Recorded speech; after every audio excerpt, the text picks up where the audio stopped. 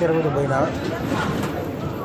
తిరుపతిలో ప్రసన్న వెంకటేశ్వర స్వామి దర్శనం చేసుకున్నా. స్వామిని దర్శనం చేసుకున్న తర్వాత అక్కడ ప్రసాదం ఇస్తారు. ఎక్కడ తిరుపతిలో ప్రసాదం తిన్నా. అక్కడ ఇంకో విషయం ఏమంటే, మన తిరుపతి లడ్డు మాదిరి అక్కడ కూడా 50 రూపాయలకు ఒక లడ్డు.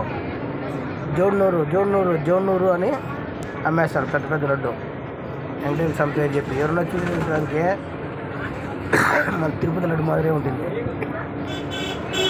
అంటే తిరుపతి లడ్డు లాగా రాదు. ఆ తిరుపతిలో లడ్డు పెద్ద లడ్డు అమ్ముతారని ఇక్కడ కూడా లడ్డు అమ్ముతారు. బాగా కన్వీనియంట్ ప్లేస్ అబ్బా. తిరుపతి నుంచి మనం టిన్ ఫ్యాక్టరీ వరకు బస్సు తీసుకోవాలంటే 25 రూపాయలు ఎక్కుతాం. బాగా కన్వీనియంట్ ప్లేస్ అనిపిస్తుంది.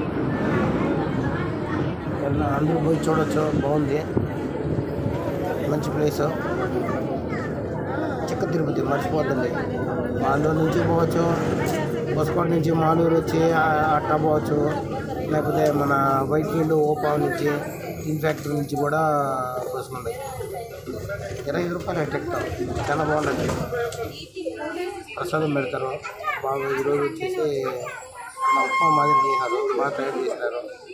బాగా టేస్ట్ ఉంది. వెంకటేశ్వర స్వామి ఎక్కడున్నా కానీ బ్రహ్మాండంగా ఉంటాడు. ఇంకేం చెప్పు, super man, super hero, super God.